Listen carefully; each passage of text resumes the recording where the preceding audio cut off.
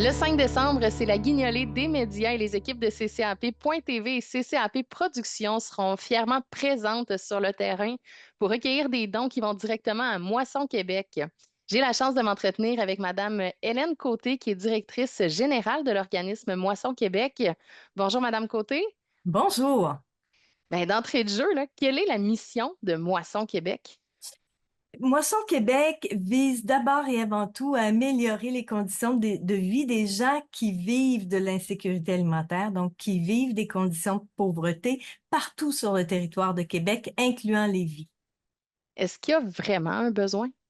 Ah, mon Dieu, j'aimerais ça vous répondre que non, mais oui, le besoin est immense et en un an, on a 24% de plus de services d'aide alimentaire qui ont été demandés, une augmentation de 130% par rapport à 3 ans. Donc, oui, même si on vit dans une belle et riche région, les besoins sont énormes. On parle de 82 000 personnes chaque mois qui ont besoin d'aide alimentaire pour répondre à un besoin de base, se nourrir. Alors nous, on donne pas directement aux gens, on donne à 133 organismes qui sont localisés un peu partout la couronne nord de Québec, entre autres, et qui vont répondre aux besoins des gens et prendre le temps de regarder, parce que souvent derrière un besoin d'aide alimentaire, il y a d'autres besoins qui se cachent.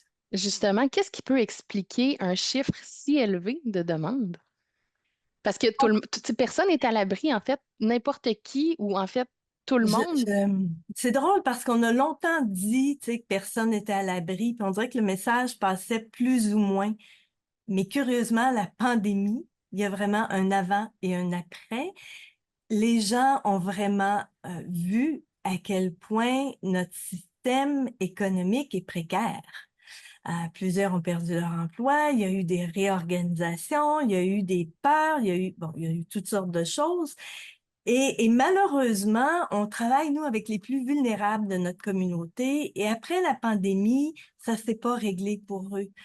Donc, il y a eu l'inflation qui est rentrée en jeu, où on se disait, bon, à un moment donné, ça va se calmer. Mais là, il y a tous les problèmes en lien avec le logement, entre autres. À Québec, le logement est rare, il est cher, il crée une pression énorme dans l'augmentation du coût de la vie, les produits alimentaires. Vous le savez, j'en suis certaine. On va à l'épicerie puis on se dit, ah, ça coûtera pas trop cher parce que j'ai pas beaucoup de choses. Mais non. Donc, nous, on travaille avec les personnes les plus vulnérables. Donc, il y a une incapacité à répondre là à tous leurs besoins actuellement. Et on sait très bien que dès que ça va moins bien dans une sphère de notre vie, souvent ça engendre des problèmes ou des Oui, complications dans d'autres sphères. C'est tout ça est oui. complémentaire.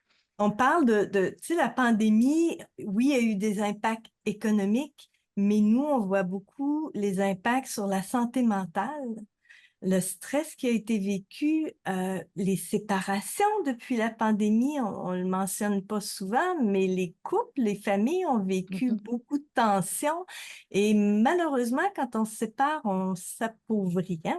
On s'enrichit pas normalement. Donc, il y a beaucoup, beaucoup d'éléments. Il y a beaucoup l'itinérance maintenant qu'on voit un peu partout, même dans la couronne nord de Québec où on en voyait très peu. C'est quelque chose c'est un phénomène qui est présent parce que les logements sont chers, parce que les logements sont rares, puis toutes les difficultés que j'ai nommées. Donc, ça crée des pressions énormes sur les organismes. Et nous, notre mandat, c'est de donner les denrées alimentaires à ces groupes-là pour que quand quelqu'un cogne à leur porte, il y ait une aide alimentaire possible. C'est pas toujours facile d'aller chercher de l'aide, donc d'assurer une réponse. Et en faisant un don concrètement, ça donne quoi?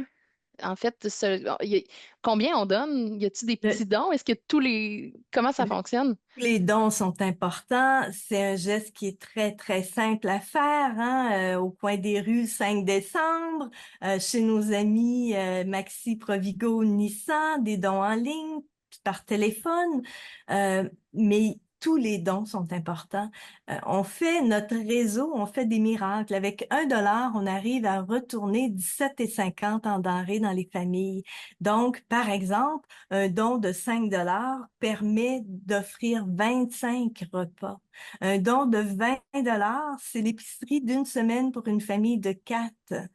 Donc, on arrive à multiplier la valeur de ces dons-là pour les transformer en denrées alimentaires dans les familles. Qu'en quelque sorte, vous faites des miracles. Ouais, j'aimerais bien avoir une baguette magique parce que le miracle le premier que je ferais, c'est de réduire la pauvreté, réduire les besoins. Tu sais, de l'aide alimentaire, il y en a toujours eu à travers les différentes époques, mais c'est l'ampleur de cette aide-là dans des conditions où il me semble qu'on a tout pour partager puis rendre la vie de tout le monde, d'améliorer la vie de tout le monde. Donc, ma baguette magique servirait d'abord à ça, mais on a un réseau qui est fort, qui est investi. Donc, c'est pour ça qu'on arrive à produire autant avec 1 $. Madame Côté, merci beaucoup.